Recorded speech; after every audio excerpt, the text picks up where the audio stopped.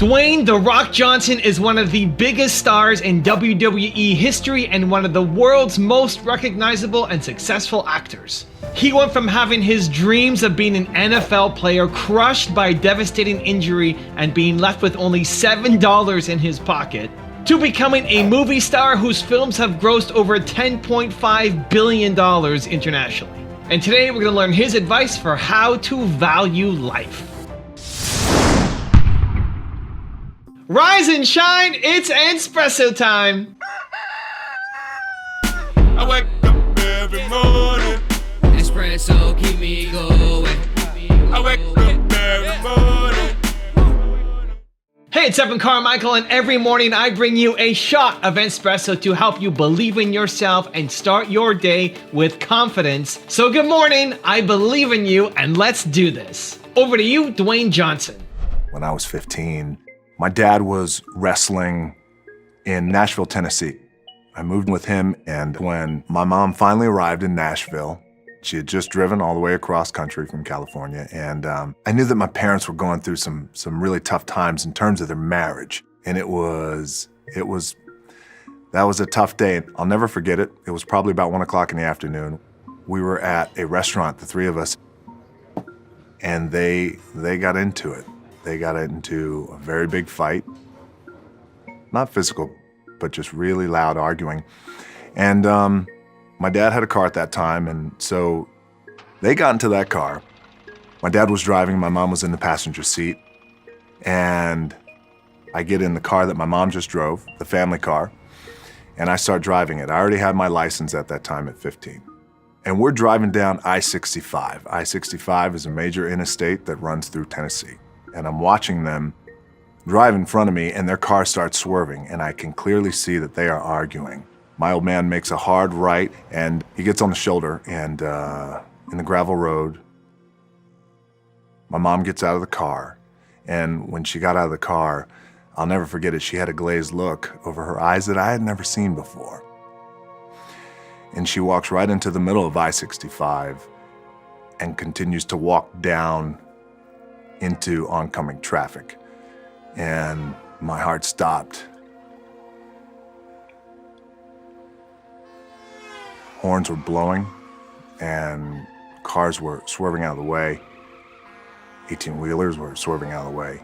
And I got out of the car, and I grabbed her and wrestled her over to the side of the road, and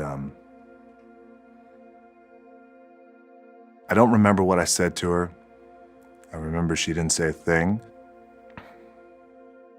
And in that moment, one of the greatest lessons I've ever learned was how precious life is and how in an instant it can all go away. Changed me. The irony is, my mom has no idea that it even happened. That's the irony. That's also the beauty of it. She does not remember anything. Thank God, because maybe it's too traumatic to remember. The scariest moment in my life was March 15, 2019, on my wife's birthday in Colorado, where I fainted. I broke my neck, got a concussion, a lot of uncertainty of what was happening. So the story is, I was doing some research. I love biohacking, I love medical research, but I also have a weak stomach and I can't handle a lot of it. So vagal something. Anyway, I fainted. I've never fainted in my life. I felt this kind of queasy feeling, researching, and then I passed out. And I woke up in a pool of blood. I'm on the floor. My wife is crying above me. Now she's kind of happy because she didn't know if we were going to wake up or not. And she didn't know what happened. And I was dazed, I was confused. Paramedics came, and I'm starting to lose feeling in my arms and in my hands. And they think I'm having a heart attack. I get rushed to the hospital. We ultimately find out that I broke my neck in 2 spots, compressed my spine, had a concussion. And I was in the middle of a tour. You know, I was in the middle of doing 90 days, 23 cities. Everything was going great. And now this happens. And I had to wear this every day for 60 days. And I could take it off for 10 minutes a day to shower. So you do everything. You eat in it, you You sleep in it, everything. It's not the most comfortable thing, but this was my life, and I saved it as just a reminder of what happened and what I went through. My wife signed it. She says, "I love you. Get well soon. Hearts, Nina." And what I took from it wasn't that life is precious. My wife thought that I may not wake up, but she was so grateful that I did. I didn't take from it that life is short and I need to make it count. I think through my habits, through my training, through just watching this content, through everything I do, I try to make today a priority. Like, today matters. I think you could train that into yourself without having to have a life-shaping moment. That if you are constantly surrounded by people who are pushing it, who are doing it, who are getting theirs, who are overcoming adversities, it reminds you that today matters, that you can do it too. What I learned the most from that traumatic event was that I do difficult things. And it's been one of the most powerful lessons that I've ever learned, is that I do difficult things. My agent asked me, when am I coming home? My family asked, when am I coming home? I still had a month on my tour. I said, I'm not. I'm gonna keep going as long as I can. And I made it through the whole thing. I might have had to leave, halfway through or even after the next stop. I remember the day I got released. We had this giant Suburban truck, and the day I got released, I wasn't able to drive, obviously. Now Nina would have to drive this giant Suburban truck, and she's kind of a little person, so driving a big truck was not what she signed up for this tour. But now she had a month of driving the truck, and I would have to be passengers because I couldn't move my neck, right? And I remember trying to get into the truck when I left the hospital, and I got one foot in, and then I couldn't lift myself into the car. I couldn't lift myself into the truck. My spine was hurting too much. I had my headache. I was super dizzy from the concussion, and I just couldn't get in. And Nina, my wife, was trying to push me, and she couldn't get me in either. I said, okay, let me try this again. But then I couldn't get out either. Putting weight forward or putting weight backwards was just too painful. And I just broke down and started crying. I was just so frustrated. I didn't know what to do next. I couldn't go forward. I couldn't go backwards. I'm in massive pain. Everything hurts. I just want to go home. I just don't want this to be happening. And just started crying. And I don't get overwhelmed by that kind of stuff easily. So that was a rare instance, and Nina didn't know what to do with me at that point.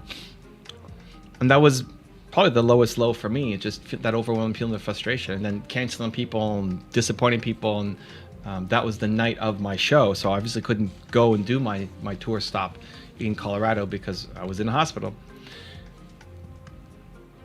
But going for the next 30 days, wearing this thing for another 30 days after, not going home, not making it easy on myself, sitting at the front. I would sit at the front of these rooms for the next 30 days for 4 hours, leading my session, answering questions with pillows behind my back, ice packs behind me, and just do my session.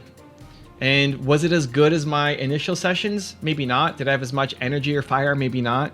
But I felt amazing about myself for doing it. It's when you're proud of your effort. That's when I think it matters. And I think being able to go through something difficult and come out on the other side, if you can carry with you, not that this thing happened to you and now your life is over, but instead, I got through that. I'm a survivor. I'm a champion. I do difficult things. The reason why I kept this, one is because my friend Mark Drager said to keep it. I was gonna chuck it away because I'm not a super sentimental guy, but he said keep it. It's a good memento for what happened. I look at this. I keep it down there. You can't really see, but I keep it down here in my cabinet, and I see it when I walk in, and it's a reminder of all the pain and struggle that I went through. I mean, I couldn't even get changed to go to the bathroom by myself, and I went through that. And what it does is help put current day problems in perspective. I'm upset about that my YouTube numbers may not be as good today as they were yesterday. Then I look at this, like that's what I went through.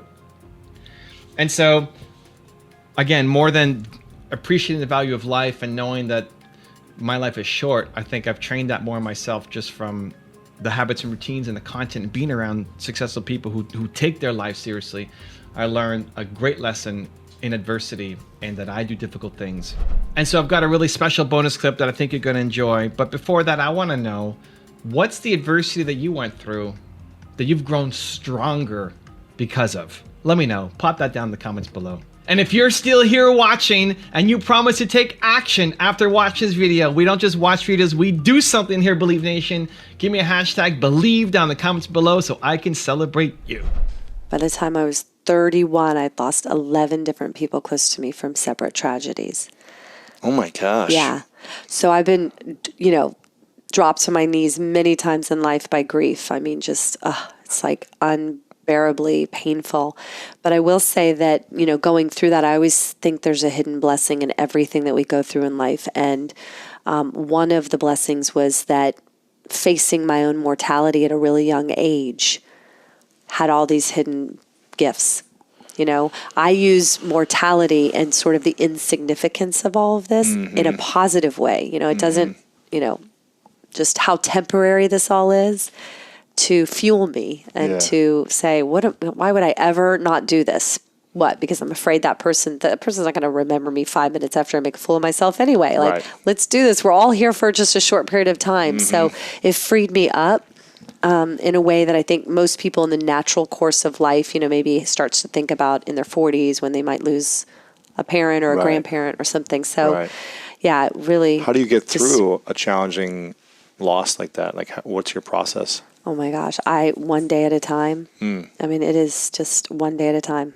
If you want to learn how to have unstoppable confidence and self-love, check out my 254 series where every day I send you a video that will move your confidence forward for free.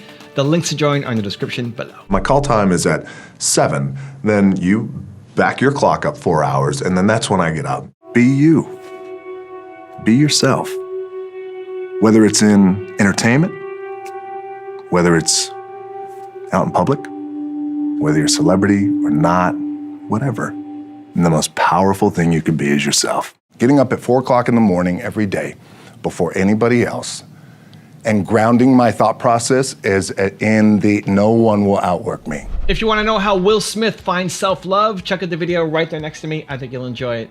Continue to believe, and I'll see you there. I believe that self-discipline is the definition of self-love.